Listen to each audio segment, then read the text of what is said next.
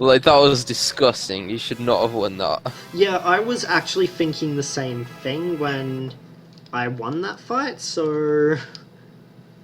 That's kind of like what I did with Kaiser Dragon and FF6. Like, I think it was Edgar who was jumped at the time, then Kaiser Dragon used his last attack, and that wiped everyone, and they didn't have re-raise. And it was because Edgar had jumped and was avoiding it that I managed to survive the fight and win.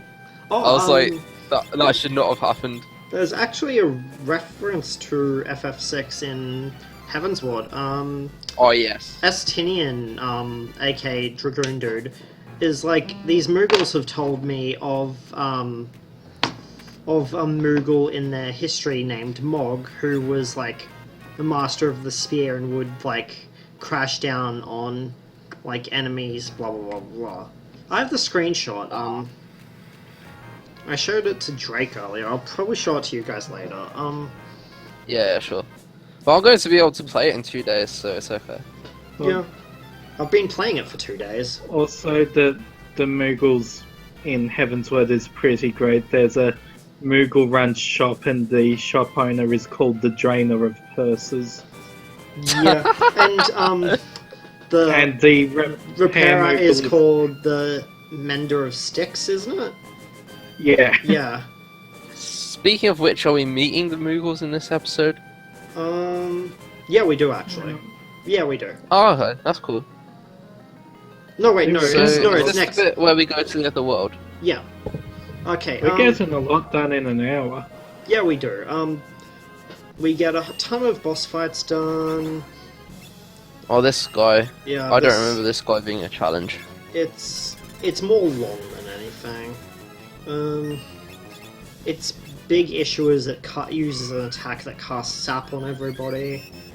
Oh yeah, sap's the worst. Sap is the worst in this game because you can't heal it, you can't do fucking anything. In this game, sap is the worst just in any game it's in.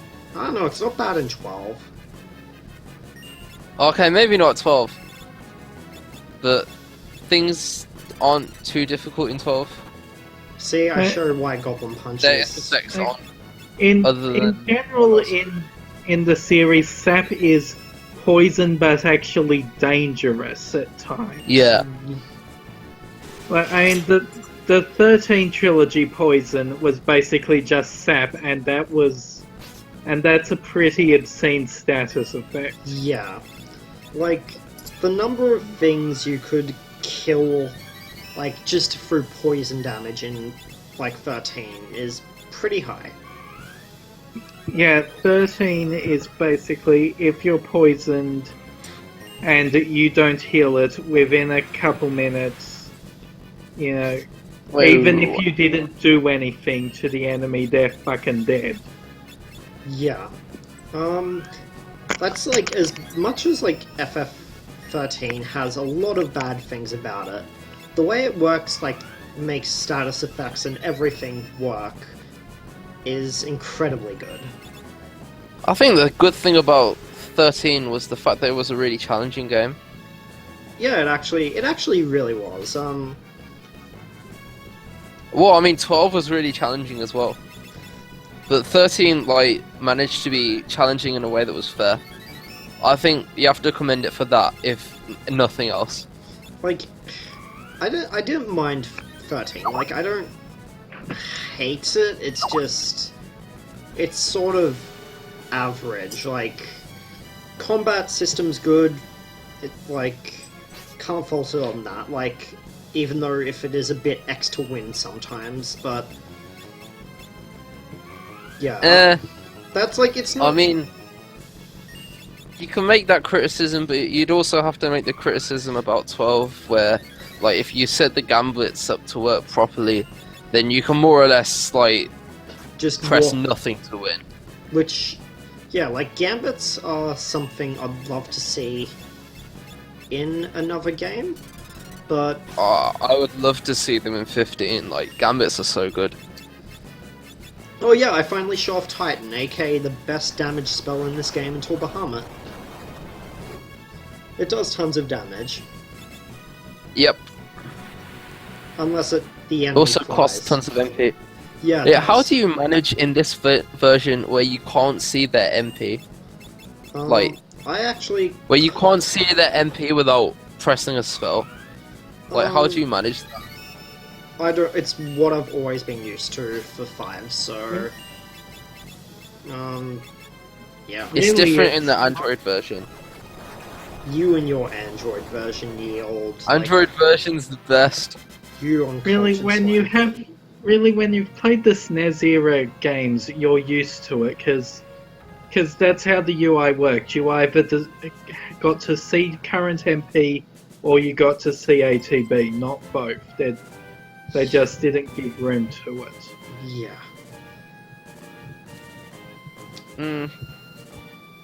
I guess I'm okay with it whenever I play FF6 on SNES. Like in the original releases of 4, you couldn't choose to see the ATB bars at all. They were completely hidden.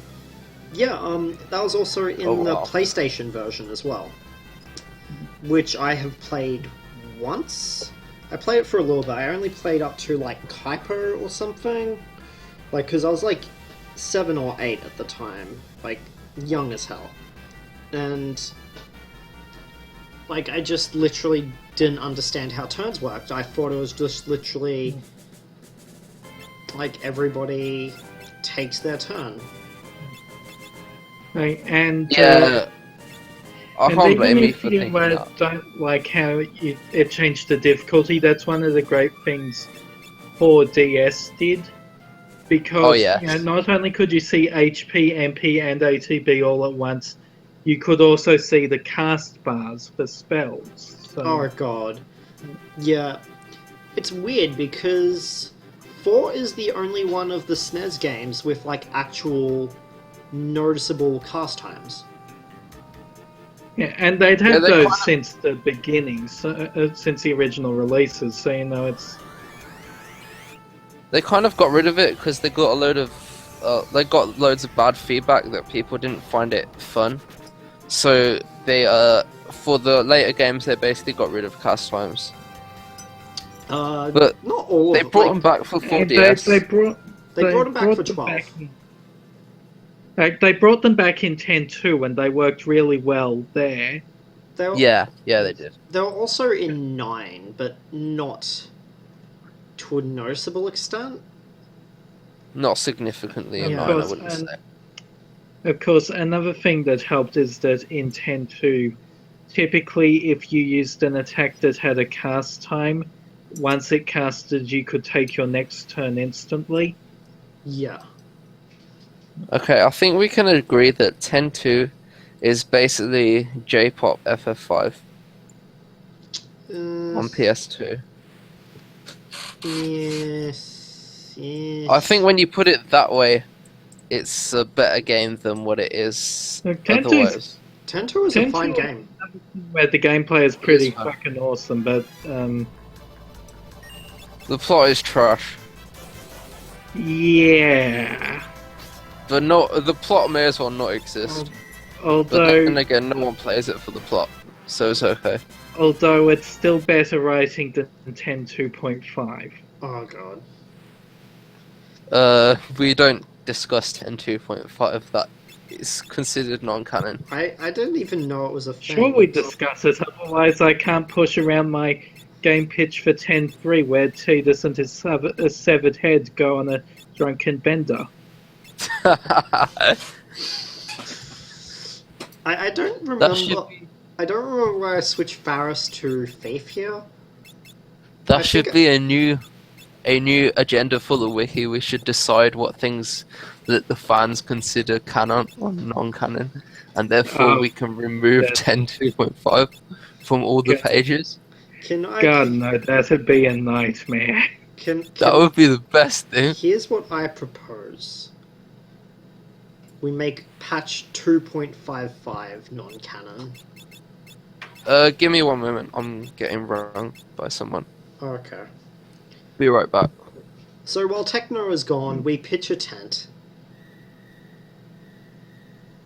Which, essentially we need to do this to continue the story. Because we're stuck on an island and, You know, And yeah. you know, when you got nothing to do except kill enemies that drop tents, You may as well yeah, pitch a tent. yeah. I mean, you know, Butts only has Ferris and Lena for company. He's gonna have to pitch that tent eventually.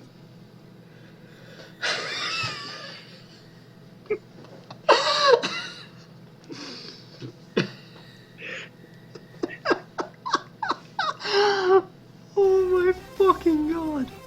But yeah, weird music happens and some naked looking demon just randomly abducts two women. Because reasons? Yeah. Because we've landed on X Steps Bad Touch Island or something. Yeah. Okay, I'm back. There's also that he sends his naked rape abducting demon after Bart as well. Because XDef is an equal opportunity molester.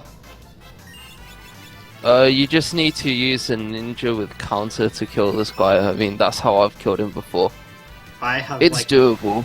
It's not hard to do, really. I think I just whack it like 3 times. Oh, maybe 4 times. Yeah, that works too. Oh wow. Yeah. 0 damage. Bart has such high defense at this point that the abducted... Yeah, like for a fight you don't have to win. It's kind of piss easy. Yeah. Mm. Although it results in this scene, so yeah, where XDef defeated by a fucking treasure chest. Speaking of fights, you don't have to win. What's your plan against Gogo? I haven't gotten around to doing that. I'm not gonna do the thing to kill him because that is way too. Nah, try and kill him. That's stupid bullshit trying to actually fight him. If you try to actually kill him, then I would declare you a better Let's Player than me. I've done it once. It's just, it's so much effort that I don't think it's worth it. Also, XDev Oh has yes, this is the best theme in the game. It's other than Battle on the Big Bridge. It's up there. It's pretty fucking awesome. Like, you know shit is gonna happen when XDev's theme starts playing. Yeah. I'd say the only villain theme which is better is Kefka's theme.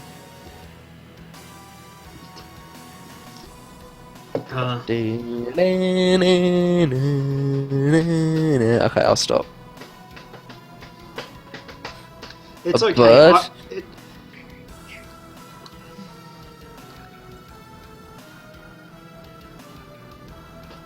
And now we see the Batman symbol in the air. Shows that, like, as in addition to amnesia, he has also developed dementia.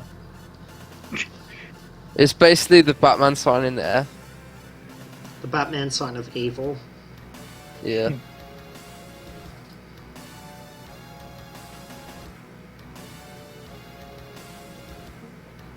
Everybody is back.